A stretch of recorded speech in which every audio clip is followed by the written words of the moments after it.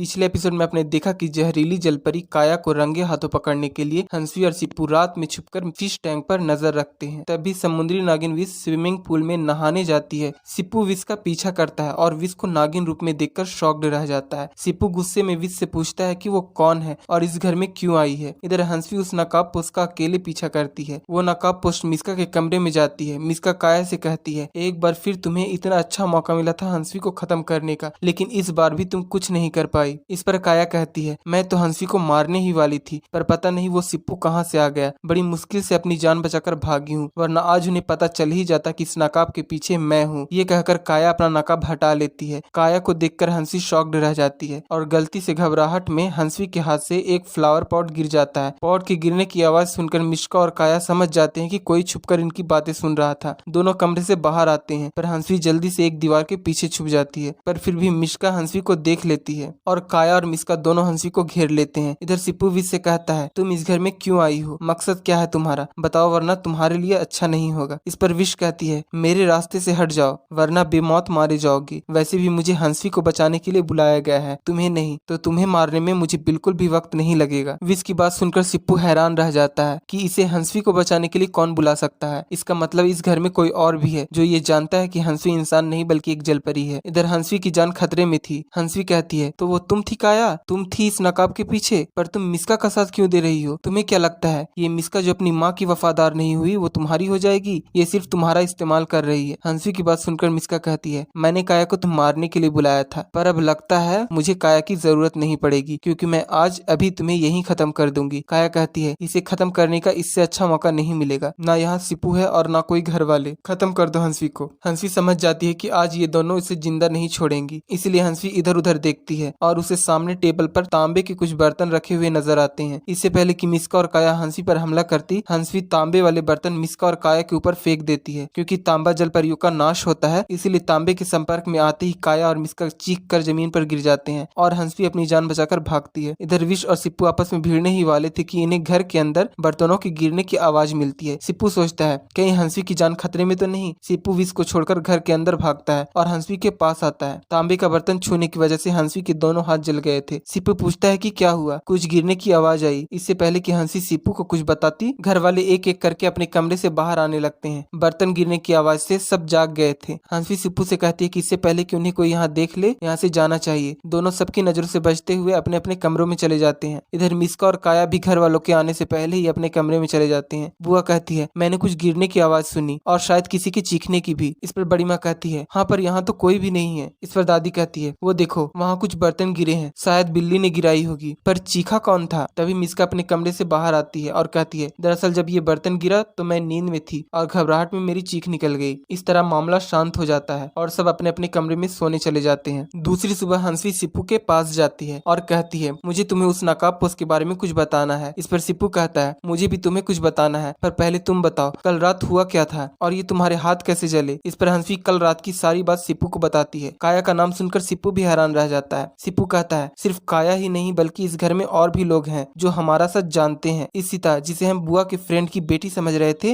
वो एक समुद्री नागिन है और उसके अलावा कोई और भी है इस घर में जिसने उस नागिन को तुम्हारी रक्षा के लिए यहाँ बुलाया है। सिप्पू की बातें सुनकर हंसवी हैरान रह जाती है। हंसवी कहती है, कोई मुझे क्यों बचाएगा और कौन? इस पर सिप्पू कहता है, यही बात तो मुझे भी समझ नहीं आ रही है। इस घर में तो सब साधारण इंसान है, फिर किसकी पहुंच इतनी आगे तक है कि वो तुम्हारी रक्षा के लिए एक समुद्री नागिन को इस घर में ले आए? इस पर हंसवी कहती है, पर सिप्पू अगर कोई मुझे बचाना चाहता है तो वो हमारा शुभचिंतक हुआ ना? इस पर सिप्पू कहता है, नहीं, ये बात मेरे दिमाग में भी आई थी, कल पूरी रात मैं यही सोचता रहा। तुम ही सोचो, अगर वो हमारा शुभचिंतक होता तो वो हमारे सामने आता। जब वो जानता है कि तुम इंसान नहीं एक जलपरी हो, तो फिर उसे तुम्हारे सामने आने में डर क्यों लग रहा है? क्योंकि वो नहीं चाहता है कि उसकी सच्चाई हमारे सामने आए। मुझे लगता है कि हमारे खिलाफ कोई बहुत बड़ी साजिश चल रही है, हमें पता लगाना होगा आखिर इस घर में वो कौन है जिसने उस समुद्री नागिन को यहाँ बुलाया है और उसका मकसद क्या है। इधर सिमरन गुस्से में बौखलाई हुई थी। सिमरन सोचती है, नहीं, मैं ऐसे हाथ पर हाथ धरकर नहीं बैठ सकती, पर मैं करूँ भी तो क्या करूँ? इतनी मेहनत करके इनके खिलाफ सबूत लेकर आई थी, लेकिन इन दोनों बहनों ने उसे भी मिटा दिया। इनके पास जरूर कोई शक्ति है, मैं नॉर्मल इंसान हूँ, मैं इनसे जीत नहीं पाऊंगी। इन्हें हराने के लिए मुझे किसी और की मदद लेनी होगी, किसी झाड़ फूक वाले बाबा की। यही सोचकर सिमरन किसी बाबा की तलाश में घर से बाहर जाती है। इधर मिस्का भी गुस्से में लाल थी क्योंकि उसने हंसवी को मारने का एक बेहतरीन मौका फिर से गवा दिया था। काया कहती है, पता नहीं ये हंसवी बार बार कैसे बच जाती है, कुछ न कुछ ऐसा हो ही जाता है जिससे वो बचकर निकल जाती है। उसका मरना तो अब मेरे लिए और भी ज्यादा जरूरी हो गया है, क्योंकि उसने मेरा चेहरा देख लिया है। इससे पहले कि सिप्पू या हंसवी जल्लोक जाकर मेरी सच्चाई जल रानी को बता दे, मुझे उन दोनों को खत्म करना होगा। इस पर मिश्का कहती है, कुछ नहीं कर पाओगी तुम, किसी को नहीं मार पाओगी तुम, इतना अच्छा मौका मिला था तुम्हें, पर नहीं, तुमसे तो कुछ हुआ ही नहीं। इस पर काया कहती है, मुझे दोष देना बंद करो। मैंने कहा ना कि कोई इस घर में है, कोई अनजानी शक्ति हंसवी को बचा रही है। मैंने महसूस किया है उसे, और वैसे भी तुम आज तक क्यों नहीं मार पाई उसे? मुझे बोलने से पहले खुद को देख लो। जा रही हूँ मैं फिश टैंक में, कोई योजना होगी तो मुझे बुला लेना। ये कहकर काया वहाँ से चली जाती है। काया के जाते ही मिस्का गुस्से में बड़बड़ाती है, इसकी इतनी हिम्मत कि मुझसे जबान लड़ाए। अगर मुझे इसकी जरूरत नहीं होती तो हंसी से पहले मैं इसे ही खत्म कर देती। इधर सिप्पू और हंसवी यही सोच रहे थे कि उस इंसान तक कैसे पहुंचा जाए। हंसवी कहती है, समझ नहीं आ रहा है कैसे क्या करूं। ये काया हर वक्त मौत बनकर मेरे सर पर मंडराती रहती है। इससे बचूं तब तो उस इंसान तक पहुंचूं। इस पर सिप्पू कहता है, काया की चिंता तुम मत करो, उसके लिए मैंने कुछ सोच लिया है। दरअसल बुआ फिश टैंक को सजाने के लिए ऑनलाइन कुछ सामान मंगवा रही है। उन्होंने प्लास्टिक के चेन भी मंगवाए हैं। मैं प्लास्टिक वाले चेन को तांबे के चेन से बदल दूंगा। जैसे ही बुआ वो चेन टैंक पर लगाएगी, काया टैंक के अंदर ही कैद हो जाएगी। जब तक कोई वो चैन हटाएगा नहीं, काया टैंक के बाहर नहीं आ पाएगी। तांबे का चैन होने की वजह से मिस्का भी वो चैन हटा नहीं पाएगी। इस पर हंसी कहती है, मेरे पास भी एक उपाय है, ये पता लगाने का कि इस घर में वो कौन है जिसने उस समुद्री नागिन को यहाँ बुलाया है। बड़ी माँ हर रोज तांबे के बर्तन में रखा पानी पीती है। इंसानों के लिए तांबे का पानी यानी तामरस बहुत फायदेमंद होता है। आज सुबह मैं सबको किसी न किसी बहाने से तामरस के संपर्क में लाऊंगी। तामरस पिलाने की कोशिश करूंगी। अगर कोई तामरस नहीं पीता है तो हम उस पर नजर रखेंगे। इधर सिमरन पूरे शहर में झाड़ फूक वाले बाबाओं को खोजती है, पर उसे कोई भी अच्छा झाड़ फूक वाला बाबा नहीं मिल पाता है। थक कर वो वापस घर लौटने लगती है। इत्तेफाक से वो जलतांत्रिक और उसके दोनों चेले जो जलपरियों को पकड़ने इस शहर में आए हुए थे, उनकी नजर सिमरन पर पड़ती है। सिमरन के गले में जलपरी की मोती का लॉकेट था। जलतांत्रिक वो मोती देखते ही समझ जाता है कि ये मोती कोई मामूली मोती नहीं है, बल्कि किसी जलपरी की मोती है। जलतांत्रिक सिमरन के पास आता है। सिमरन जलतांत्रिकों को अपने सामने देखकर बहुत खो जाती है। जलतांत्रिक कहता है, तेरे शरीर से तो इंसानों वाली गंध आ रही है। तू वो नहीं जिसकी मुझे तलाश है, पर तुझे ये मोती कहाँ से मिली? इस पर सिमरन कहती है, ये तो मुझे मेरे घर में मिली थी। जलतांत्रिक कहता है, इसका मतलब कि वो लोग तेरे घर में रहते हैं। इस पर सिमरन कहती है, आप तो बहुत ज्ञानी बाबा हैं। हाँ बाबा, वो दोनों बहनें मेरे घर में ही रहती हैं। मैं तो आपको ही ढूंढ रही थी। सिर्फ आप ही हैं जो उन दोनों जादूगरनी बहनों की सच्चाई सबके सामने ला सकते हैं। इस पर वो तांत्रिक चिल्लाकर कहता है, वो दोनों बहनें नहीं है और ना ही जादूगरनी। वो क्या है ये सिर्फ मैं जानता हूँ। इस पर सिमरन कहती है, तो मुझे बताइए ना बाबा, कौन है वो दोनों? मैं यही जानने की कोशिश कर रही हूँ। इस पर जलतांत्रिक जलापा जोर जोर से हंसने लगता है और कहता है, तुझे जानना है ना कि वो दोनों कौन है, क्या है? तो बस एक दिन रुक जा। कल सुबह मैं खुद तेरे घर आकर उन दोनों का पर्दाफाश कर दूंगा। उनकी सच्चाई पूरे घर परिवार के सामने ला दूंगा। इस पर सिमरन कहती है, पर कल ही क्यों, आज क्यों नहीं? इस पर तांत्रिक कहता है, क्योंकि कल से जल अमावस्या शुरू हो रही है और कल से उनकी शक्तियाँ कम होती जाएगी। तो ये मोती मुझे दे दे और अपने घर जा। कल सुबह का इंतजार कर, देख कल क्या होता है। सिमरन अपने गले से मोती उतारकर तांत्रिक के हाथों में दे देती है और वापस घर चली आती है।